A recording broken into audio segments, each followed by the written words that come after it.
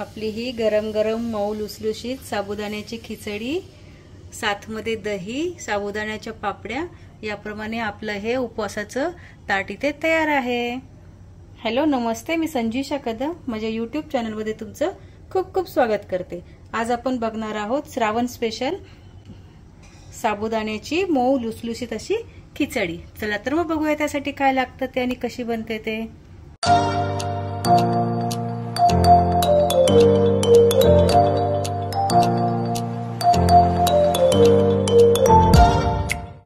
श्रावण महिना चालू आहे तर त्यासाठी मी सांगितल्याप्रमाणे तुम्हाला की रोज एक रेसिपी तुमच्यासाठी घेऊन येईल। तर आज मी तुमच्यासाठी मऊ लुसलुशीत अशी खिचडीची रेसिपी घेऊन आलेली आहे। त्यासाठी इथे मी 1 कटोरी साबुदाणा घेतलेला आहे, रात्री भिजत घातला तर हे बघा छान भिजला आहे आपला साबुदाणा। शेंगदाण्याचा कूट अर्धी वाटी घेतलेला आहे, 2 बटाटे बॉईल करून असे कट करून घेतलेले आहे। ग्रीन चिली पण घालणार आहे आपण आणि रेड चिली पावडर पण आपण घालणार आहे, त्यामुळे मी ग्रीन चिली थोडी घेतलेली आहे।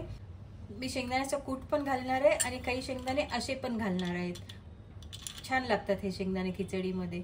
कोथिंबीर आपण घालणार आहोत, कोथिंबीर तुम्ही खात असाल तर ठीक आहे, नाही तर ती ऑप्शनल, नाही घातली तरी चालणार आहे। लिंबू आपण घालणार आहोत, साखर थोडीशी घालणार आहोत आणि जिऱ्याची फोडणी देणार आहोत। तर या पद्धतीने माझी मऊ लुसलुशीत खिचडीची तयारी आहे। चला तर मग झटपट बनवून घेऊया आपण साबुदाण्याची मऊ लुसलुशीत अशी खिचडी। चला, सर्वात पहिले आपण एका बाउल मध्ये हा साबुदाणा घेऊया। त्यामध्ये मी हा शेंगदाण्याचा कूट टाकतेय, चवीनुसार आपण साखर घालतोय, त्यामध्ये चवीनुसार मीठ पण घालतोय आपण त्यामध्ये। हे छान आपण मिक्स करून घेऊया। शेंगदाण्याचा कूट तुम्हाला जर जास्त आवडत असेल तर तुम्ही जास्त घालू शकता, आवडीनुसार आहे तुमच्या। नसेल आवडत तर थोडा कमी घातला तरी काहीच हरकत नाहीये, पण मला शेंगदाण्याचा कूट जास्त घातलेला आमच्या घरात पण आवडतो आणि मलाही आवडतो, त्यामुळे मी शेंगदाण्याचा कूट थोडा जास्त घालते। या पद्धतीने आपण हे मिक्स करून घेतलेलं आहे। चला आता आपण खिचडी बनवून घेऊया। मऊ लुसलुशीत खिचडी बनवण्यासाठी मी इथे तेल घेतलीये 2 चमचे। तुम्ही शेंगदाण्याचं तेल वापरा, काहीच हरकत नाहीये। आपलं तेल इथे गरम झालेलं आहे, त्यामध्ये मी जिरे टाकतेय, ग्रीन चिली टाकतेय, आपले शेंगदाणे जे घेतले ते मी टाकतेय। जिऱ्याचा बघा कसा खमंग सुगंध आला। शेंगदाणे भाजले त्यामुळे त्याला काही जास्त परतायची गरज नाहीये। साबुदाणे या पद्धतीने आपण तयार करून घेतलेला आहे की त्याच्यात शेंगदाणे, साखर, मीठ, शेंगदाण्याचा कूट टाकलेला आहे, तर ते मी यामध्ये घालतेय। आपल्याला साबुदाणा छान परतून घ्यायचा आहे।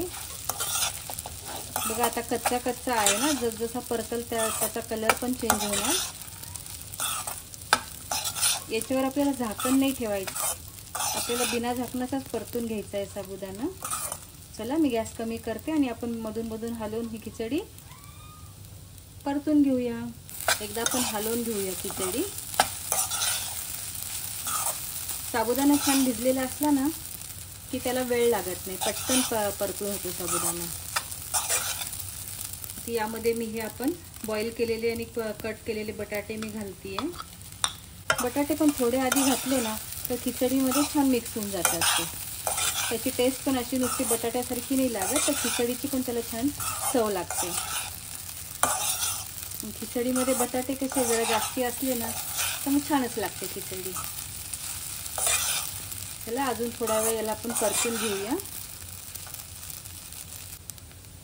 चला आता आपण एकदा बघूया आपली खिचडी।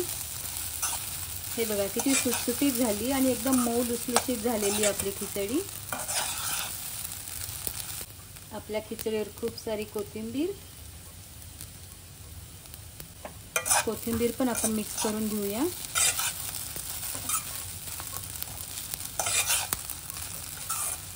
आणि हे जे लिंबू घेतलेलं आहे मी, ते पण यामध्ये मी त्याचा रस टाकणार आहे। हे बघा